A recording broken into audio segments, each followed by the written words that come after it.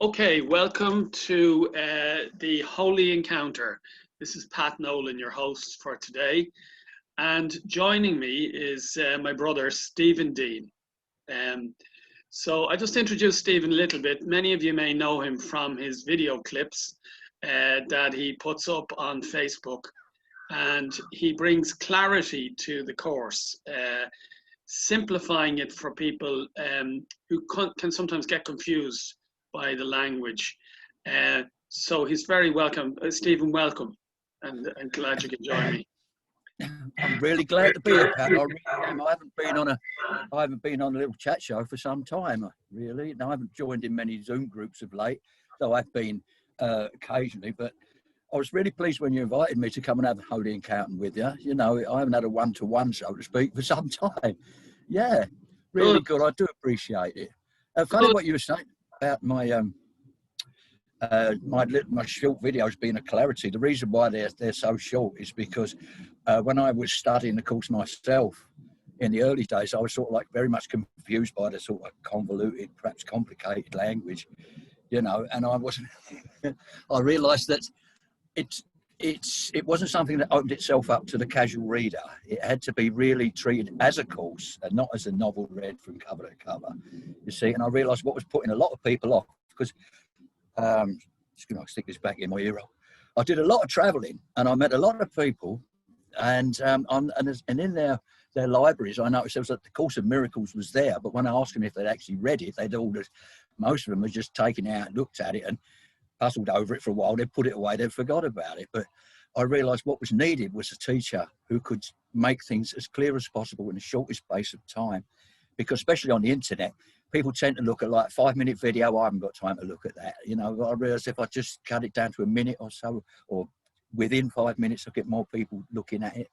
In fact, the reason I'm doing a total run of the 365 lessons, which had amounted to over 400 videos, because I could only do them a minute at a time on Instagram. I started on Instagram doing the lessons, but they'd only let me have 59 seconds. So I thought, well, it's going to be a challenge, but I'm going to get these lessons into 1 minute each. But some I'd have to do a second one, part 2. But I managed to do them over 400. And I became very expert at clarifying and making the message simple, you know. And I do it purely, my role in all this is to help people who have trouble with the convoluted language. That's the way I see it. You see, yeah. And talking about my video, you're great with memes. I love your memes, Pat. You know, you've got that off to a fine art as well. You know, I mean, we're not getting a backslap in here, but that is great. They are really good. Good on you, mate. Well, I've been inspired from the time when I had my own awakening to the truth and to the fact that love is all we are. I've had this pull to express it. You know, I've been drawn to express these insights that come. All I can say is they're insights, and sometimes I don't even understand them myself until I express them, and then I see, oh wow, that's what I'm saying here. And it's like it's not coming, it's coming from a different place. And that's what I love about your videos too, because to my mind, they're simplifying and clarifying, but the sound bites, that's so inspiring, because for many people, when they start their day in the morning, all they need is a little reminder, just something to remind them of their true nature. Like in the past where we're triggered and we slip into the ego. These are different triggers that trigger you into your true nature, you know. And that's why I think, you know, sometimes it only takes a little. It's not that people haven't done the work and don't know this and haven't realized it, but sometimes you need a little trigger to remind you of what you really are, you know. So that's the beauty of them.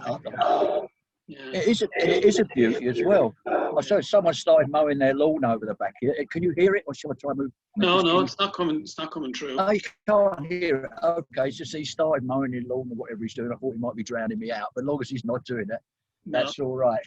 Yeah. Where were we at? Sorry, it distracted me. What were we talking about? Sorry, we're talking about that everything's all right. You know, and that. Yeah. Sorry, I got distracted. Yeah, but that Everything is all right. Everything. even that's all right. You know, even to be distracted is all right. You know, and this, the whole idea of this holy encounter is to come on here without preparing yourself and without any agenda or topic to talk about. And it's to allow whatever happens to happen and to realize no matter what happens, it's all right. You know, because, you know, in the past, I realized that in encounters with people, I was judging myself and judging them and analyzing myself and analyzing that and saying that was wrong, that was right, leaving conversations and going back over them in my head, you know, saying maybe I shouldn't have said this, or maybe that was the wrong or the right thing to do. And it's like now we have this huge realization that there isn't anything right or wrong. Nothing's either right or wrong, but thinking makes it so. So it's great to be spontaneous. That's right. Thinking makes it so. I posted a meme by old Will Shakespeare the other day saying exactly that. There's nothing right or wrong, or nothing good or bad. It's only thinking makes it so. Exactly. See, it's goodness and bad is just purely subjective. I mean, like even a guy who plants a bomb somewhere and blows up a load of people, that's bad. But to him, he thinks he's done something good. In his world, he's done something good. It's purely subjective, you know. And we sort of like, we project ourselves like really everybody, as you just pointed out, is actually what we think they are rather than what they really are, which is God. Yes. I project out, I think, do I like him? No, I don't like this about him. Because it's some memory you've got of someone who he vaguely looks like, reminds you of this, and you instantaneously take a dislike to this person or a like to this person based on these memories. So they're causing you to judge stuff. It can be deeper than that, Stephen. It can be the fact that what you don't like about somebody is what you don't like about yourself. Yeah. You know what I mean? I noticed that. Yeah, go on. Yeah. You know, it's like you're drawn to people who will trigger that dislike of yourself. You know, it's easier to project it onto someone else than to realize that that's what you're doing to yourself. You know, so when I have an encounter which is confrontational or there's conflict, it's to remember that that's my own inner conflict. You know, this person is helping me to see that I'm conflicted in some way with my own true nature. I have judged my own true nature. I have resisted my own true nature. I've rejected my own true nature. I'm hating my own true nature. And I haven't seen it. And this person is helping me. And I think what I'm doing is I'm engaging them, thinking that I'm having a battle outside of myself. Really what's happening is I'm being taught to look at myself and see the inner battle that's still happening. So, yeah. The lesson is there, isn't it? The lesson is there. Yeah. You know, it's like anger. Like we said, anger anyway. If somebody's angry with you over something, whether you imagine it or not, and they're like if somebody's shouting and screaming at you, your choice to be angry about that is a choice. You're like, he's making me angry. Well, nobody makes you angry. What it is, your ego has set a borderline that anybody who steps over this line, I'm going to get angry. You will decide to get angry once you consider they've crossed this imaginary borderline set up by your ego. I won't stand for that. Nobody talks to me like that. Hang on, they've gone across the border, then you start being angry. But what you're doing then is reflecting the anger back that he's pasting onto you. His anger is projected and then reflected back, and he sees his own anger. And as soon as you respond, he sees his own anger, even if you've just twitched an eyelid. If he sees that, then he'll go mad. Yeah, you're out, because then his anger is complete. He can see it outside of him, and he'll start screaming and shouting at himself. And you doing it, like just as you getting angry at someone, they're doing exactly the same thing. If they reflect it back, then you get, hey, yeah, I'll do all that. But if they refuse to reflect it, like a mirror, like, you know, if you just sort of stand in front of a fence, you ain't going to get reflection off a fence, you know, no matter how much you shout at it. So all you can do is calm down or walk away or stop and rethink it. It's so, and that goes to anger. Every emotion you pin on everybody is your own emotion painted on them to make the picture of your life. You judge everything around you. I like this a bit, I like that a lot. I don't like that wall very much. I like the colour of that paint. And people, but the whole world hangs in front of you, made up of your decisions about whether how much you like or dislike it. And you carry this around with you. But really, all it is painted images on something that's made completely out of perfect love. Mm. And if you can pull away this paint, scrape it off, and see what life really is, oh, well, you know, how fooled we've been all this time. When I first was given a copy of, well, lent a copy of Course in Miracles, I opened it. I only read a couple of paragraphs and I knew it was true. And I don't know how I knew, but the truth came out because it seemed to ring a bell. I knew I'd have to teach it, learn it and teach it. And that, from that day on, that was back in July 2010, I've lived and breathed it. Because once you know the truth, or I didn't know it was, I just knew it was true from the beginning. It's getting about experiencing its truth is what you work towards. You know, that it gives you a great big key and you've got to get it turned and get it open.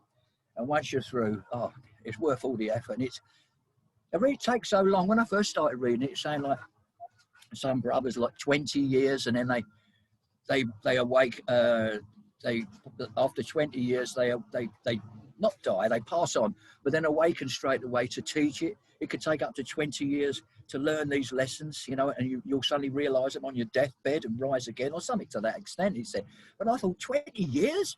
I thought, yeah, it takes a year to do the course, but now, 10 years on, I realise it's just totally ongoing. Yeah. The senses of time has got, because you think in the egoic sense of time, it's going to take that long, but it's an egoic thing, isn't it, time and space. So it really takes no time at all for the spirit. You've just got clear stuff out of the way to let the spirit shine through. And that's and also how you see people, clear all that stuff what you think they are away and see them as they really are. You know, Yeah, and that's when you really start living. yeah, and like the simplicity of seeing without judging. You know, to be able to Oh see yeah. from the place of no non-judgment is to be able to abide in your true nature. Because awareness doesn't judge anything. So that Well, then it's simplicity of just looking from a place of non-judgment, and it's looking at yourself from a place of non-judgment, and looking at others from a place of non-judgment, is where you have to look at the cause. You know, the cause starts, well, what I've discovered is the cause starts to surface. The conditioning, the belief system, the emotional negativity that's held in the body starts to come to the surface. Initially, it's the actions that we see, and the words that we see, and the language that we use that's offensive, and the things we do that are offensive. But then as it deepens, what I've discovered is that the emotional hurt and pain and negativity that's rooted in the body starts to come up to the surface, to allow itself to come into the light, so that it can be seen. Because once it's seen, once you can see it, it's no longer believed in. And no longer believe in the pain and hurt that I've inflicted upon myself. Once I can see it, once I see it for what it is, then it dissolves. It starts to evaporate. And the pull that pulls me into my ego starts to weaken. Because once the pain and hurt dissolves, all you've got is your true nature, which is peace and happiness. That's what I really am. That's what we all really are. It's just peace, happiness, and love. You know. So yeah, so it is a process. That's what I'm saying. Like, I mean, the 20 years. It's like what I suppose what I didn't realize when I started this journey myself. And sometimes I realize, I know now I started this journey long before I knew I was on the journey. You know, I can look back now and say, oh my goodness, I was on a journey 30 years ago and I didn't even realize. Do you know what I mean? It was like I was being awakened, announced to myself, you know. But the process is just that there's levels of this. There's that famous onion. There's You're peeling back. Peel away the layers. Yeah, and you don't sometimes don't even realize it, you know. So it's kind of like, and sometimes it's only when a layer is peeled back that you realize you had that layer in the first place, you know.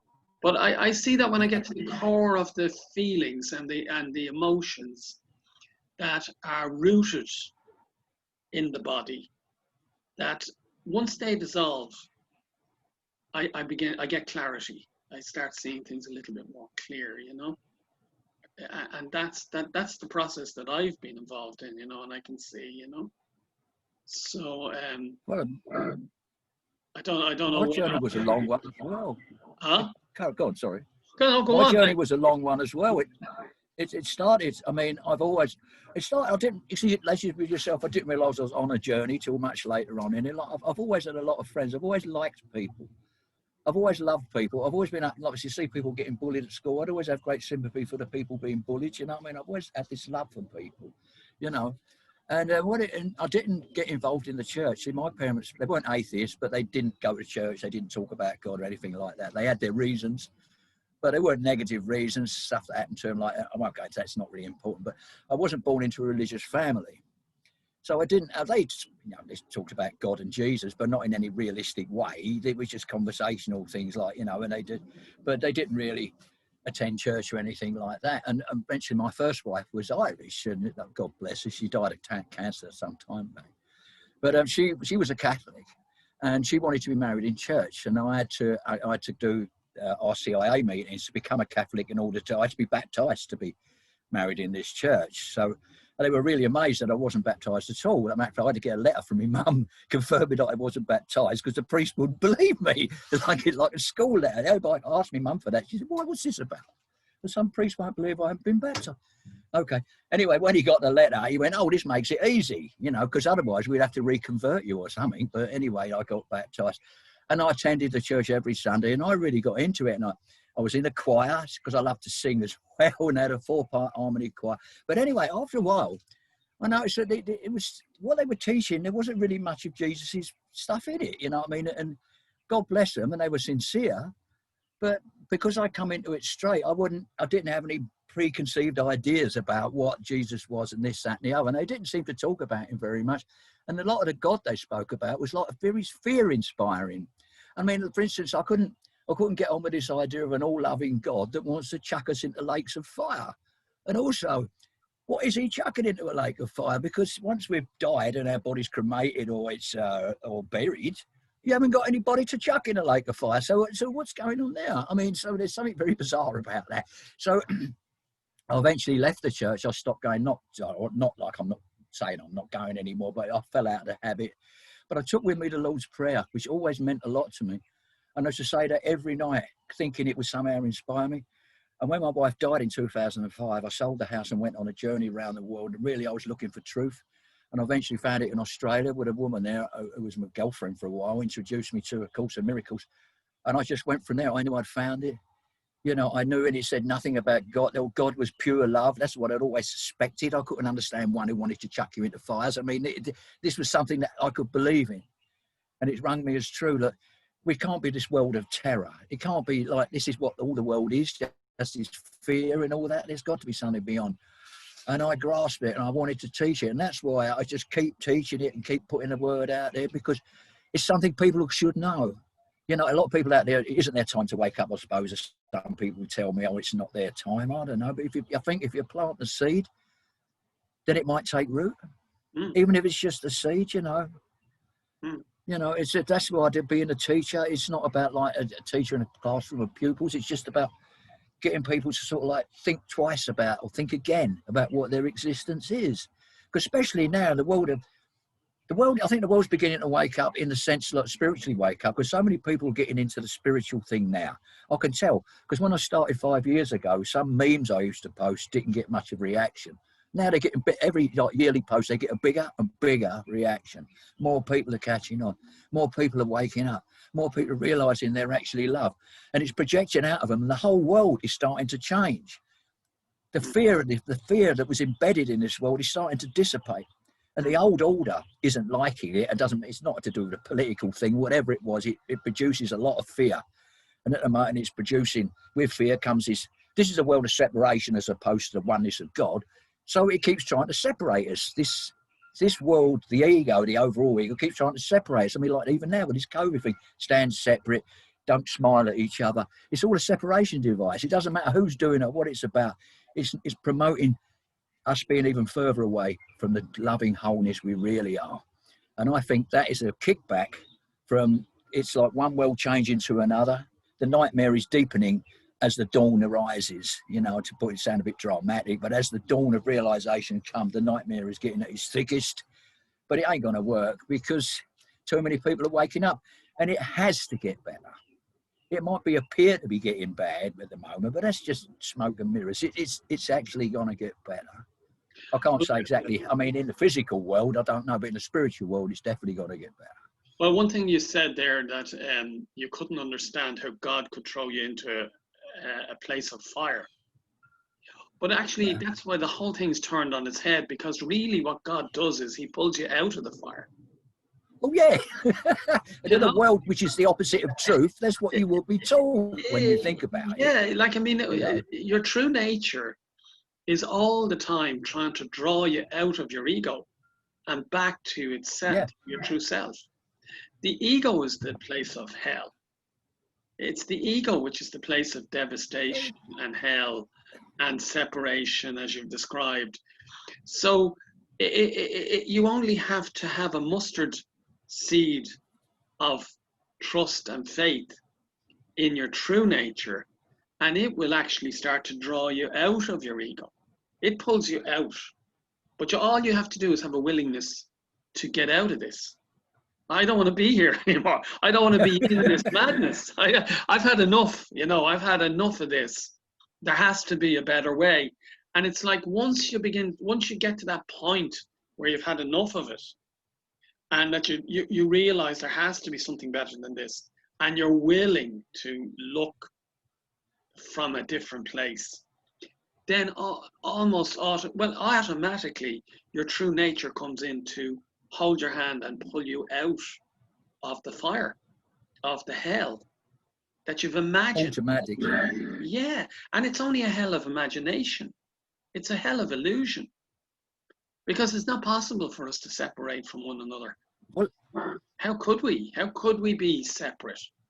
It's absolutely, it's so ridiculous to think that because of my concepts and ideas, that I'm different to you, just because of our different concepts and ideas, which are just thought up, imagined theories, basically, that can separate the two of us. How could it?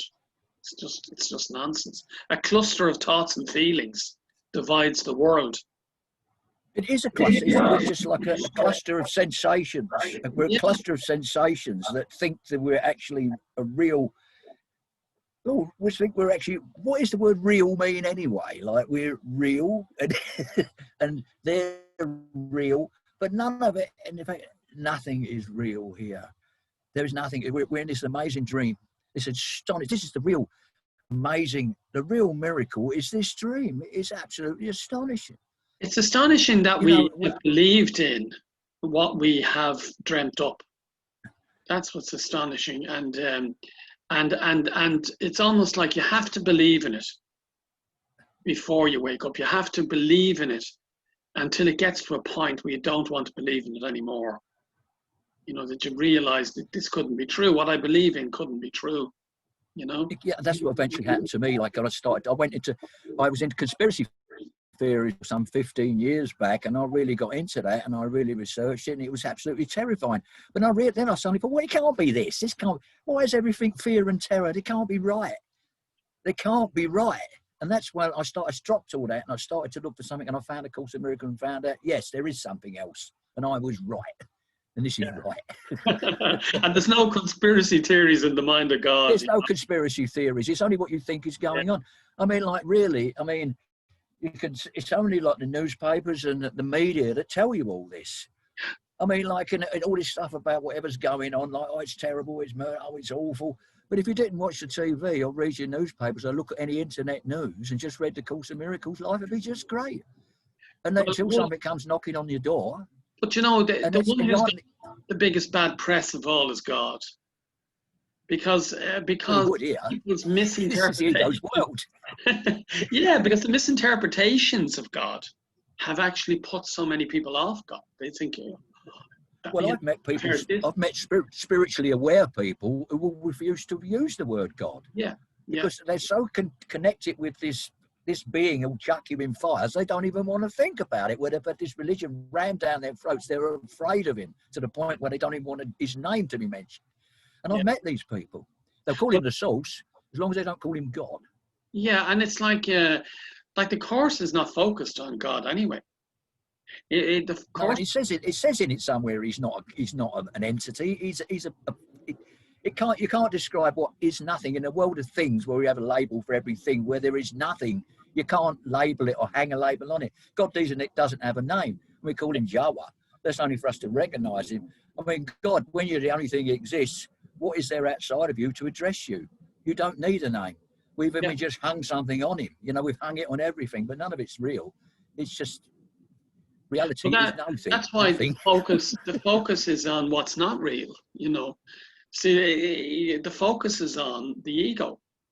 So we look at the ego because that we know for certain that that's not real.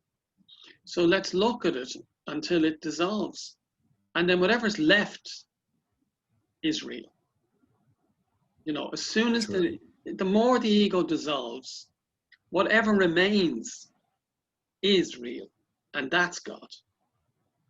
You know, the only thing that can dissolve, the only thing that can disappear is that which is not real. What's real can never disappear. So we focus on, we look at, without judging, we look at what's not real until what's true is eternally true. Exactly, and what's true is eternally true. Yeah, and there's nothing here that is true forever. One is here 1 minute. Here it's possible to be true 1 minute and not true the next. Well, that doesn't make sense. It's either true or it's not true. And nothing here is true to the extent it's always true forever and ever. It's not, because nothing here lasts forever. It's only God is true. And what's eternally this world true is an illusion in opposition. Yeah, what's eternally true is where you're looking from. That's what's eternally true. The place you're looking from is what's always there. It's what's always been. Consciousness, awareness, God, source is where we're looking from without judgment. So if we can look from that place without judgment, the things that judge and the things that appear in judgment will dissolve and disappear. And all that remains then is the place we're looking from, which is eternally now. It has never been, it never has a past, and it never will have a future. It's always now, and it's always seeing and perceiving correctly, you know, because it's love, you know, that's what love is. It's to be able to... And it's constant and eternal. Yes. Perfect. Yeah. The past, as I always say, the past equals guilt and the future equals worry. If we stay in the present, that's where God is, the source, in the eternal present. You can't find him in the past, that's judgment. You can't find him in the future because neither of them really exist. They're both imposters. Only God in the eternal present is true. And Stephen, that's what we are actually looking at now, the truth in each other, which is now and which is love, you know. And we've come to the end of this little encounter, this holy encounter, and it's just to say thank you very much, Stephen. You know, I've always, since I've met you first with Kate Greaves 3 or 4 years ago, I've always been drawn to you, and I've loved your sense of humor, and I'm just so delighted that you could join me today on this holy encounter. So thank you, my friend. Feelings mutual. I mean, I really enjoyed this. A great lot of fun. Really good. We must do it again. We will. So we're signing off then. So do join us again on the Holy Encounter.